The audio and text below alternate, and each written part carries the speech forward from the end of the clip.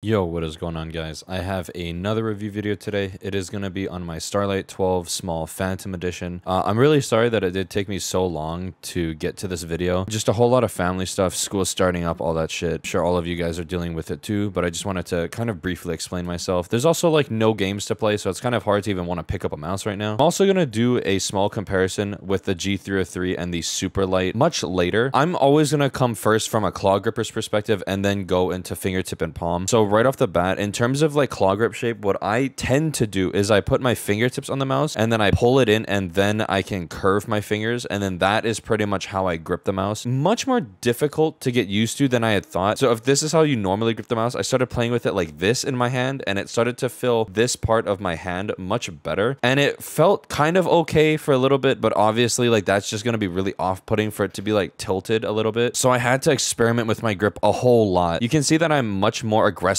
claw gripping my mouse, and typically I don't usually do that. If I use something like a Superlight, I typically do like a fingertip claw hybrid. That's typically the mouse grip that I do tend to go for, but I can't really do it on this mouse because it is so small. I don't like when my fingers in between like the button and the mouse itself, it just feels a bit off-putting. And then if I do use a textured pad, it's gonna just annoy my fingers. I'm okay with it on my arm because my arm is obviously thicker skin, but it is just a bit more annoying when it's on my fingertips. So another big thing about this shape is you can tell that the hump is more in the middle, much like a Viper Mini. In terms of claw grip, we always prefer the hump to be in the back, you know, much like a G303, where the main palm contact is going to be all the way at the back and it's going to be a fast drop so that it doesn't really feel like this part of your palm, mainly just this entire area. And it is really unfortunate because the top of the mouse doesn't even get in my hand. It's just that flat, which is really, really weird. I've never had a mouse this unsafe, actually. I had really thought that it was going to be a much safer shape in terms of like claw grip, but in terms of fingertip, it is the perfect shape. I definitely would say this is much more doable than something like an MZ1 in my opinion, which I will reference a lot in this video because it's another unique mouse that's small and it's an unsafe shape also. But other than the shape, everything else, all the features on the mouse is really what makes it, you know, kind of pop out to me in terms of like a product. Because shape is subjective. As a mouse reviewer, I tend to get used to most shapes, even if I dislike them,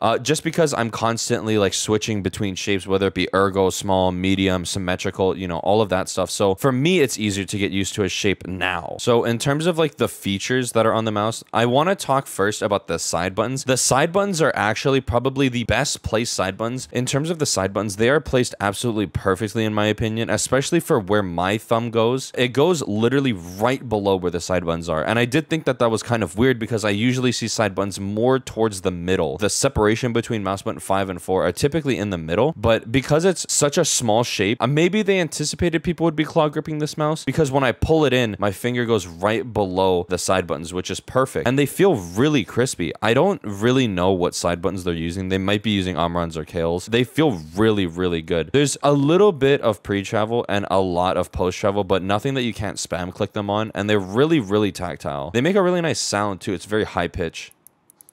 Another thing about this mouse is the stock feet, and I really want to say first off that these are probably the thickest stock feet I've actually experienced on a mouse, and that's really good. They might not be as rounded as I would really like to see, but it didn't affect performance. Whether it be on a cloth smooth pad or polyester textured pad, they feel really, really good and very consistent too. They didn't have a break-in period, which is kind of surprising. I definitely expected almost everything to have a break-in period, but they didn't. It feels just like day one, which is really, really good. You can see that I'm squeezing it quite tough because my finger now has the indent of the side holes and I cannot get this mouse to flex. So obviously, if there was anything that would be weird for this mouse to be bad, it would definitely be the build quality because it's made out of magnesium alloy. Another thing are the clicks. So a really big change that people wanted to see were the final switch from Omron's to something a little bit better. And these kill switches are absolutely perfect. I really, really like them. They don't take the cake. They don't take the cake for best kill 8.0s I've experienced. Definitely that is still the Endgame Gear XM1R, but these are right up there. They're like just 1 point away from taking the spot because they're so crispy and tactile. It could be because, like I said, it's magnesium alloy, so it could add to the crispiness of it. I'm not too sure. I've obviously never experienced a mouse like this. Maybe owners of the original Starlight can tell if this is just feature from it being magnesium alloy. The design, I've always loved the Phantom design. Ever since I first found finalmouse and saw the ultralight Phantom, I always thought it was like one of the coolest designs I've ever seen. I don't know why. I just like splash blotched up white on black. And then the shade of blue is really pretty to me. I know a lot of people are really mad because it wasn't true to the original design of it. I'm not going to complain because I still love the design. I'm always going to love these little grooves that they have, which honestly don't bother me one bit. I thought they might because, you know, it's engraved. It doesn't really make it grippy and it doesn't make it slippery. It is just something I don't ever notice in game, which is all I really cared about. The scroll wheel is really, really nice. The only thing is I love the design on the ring,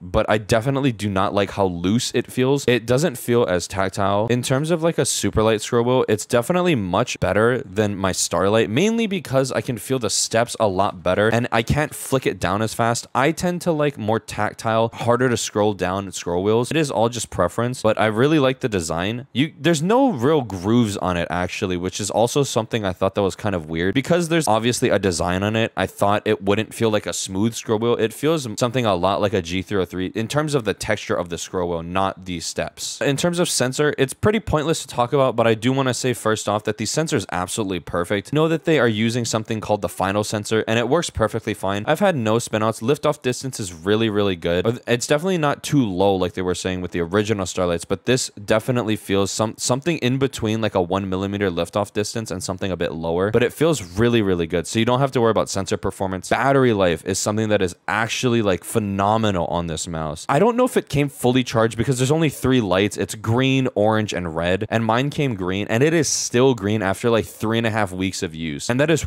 really, really impressive. You know, whether I'm actually playing or even if I'm just scrolling through stuff, it just works perfect. I have no quarrels with the sensor or the battery life. I definitely want to say it's better than a super light battery because it's definitely lasted much longer than my super light ever did. I'm very unsure if it's better than a G303 battery because finalmouse doesn't release any software. I can't tell the exact percentage of the battery, which is really, really unfortunate. In terms of a really small shape comparison, you can clearly see that it is easily the most flat and the shortest mouse out of the bunch. Obviously, if you can kind of figure out with the side-by-side, if you own a super light, you'll be able to hopefully tell whether the mouse will be for you or not for you. I definitely want to try something like a medium because I feel like that would be much better. Just something slightly bigger so that I can feel my palm out a bit more. In terms of the small comparison, I'm going to go just off of feet, clicks, sensor, battery life. In terms of stock feet for all the mice, I only have stock feet on my G303 to compare to. I actually am using the Lethal Gaming Gear Glass Skates review in about a week, week and a half because these are fucking hard to get used to. In terms of just the small feet comparison between these two mice, I definitely want to say that finalmouse did it much better than Logitech did in terms of stock feet. Logitech, the stock feet definitely aren't paper thin, but finalmouse did it much better. They're still thicker, form much more consistent because on a speed pad, this mouse kind of, I don't know, I just don't like this mouse on something like a Heian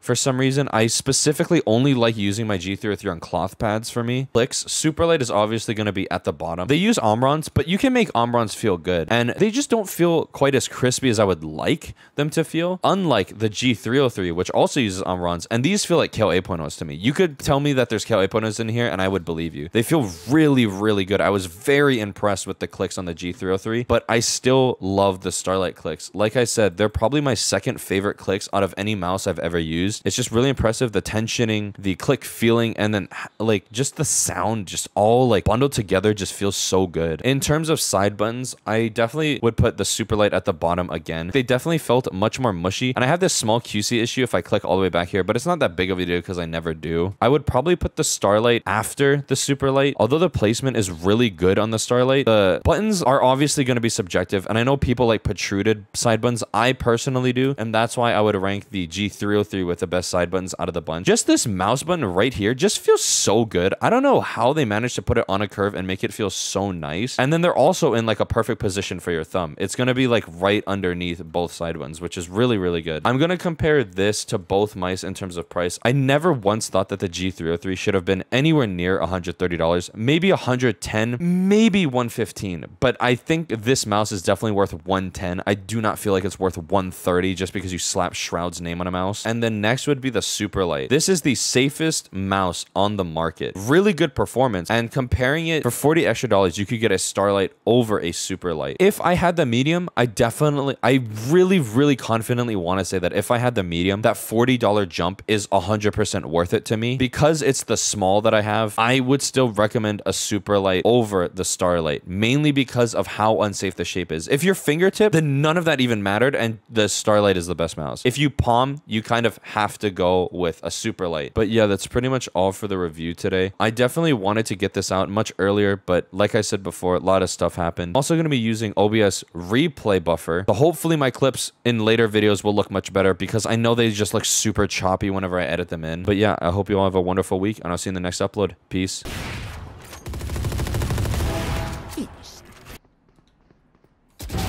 No need to Fire in the hole!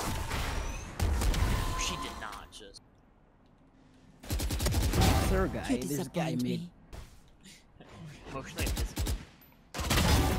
Nice shot. Emotionally. No, this man. You were this fancy gun. Fucking nerd. Finished. Where did you think I was? Too bad it's over.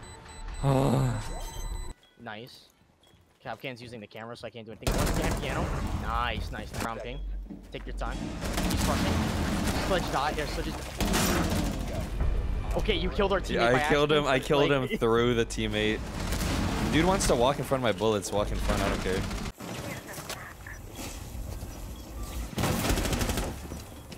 Mad heads on the other one. Mad heads on the other one. Your camera is. Oh my god, someone just. That was a real person?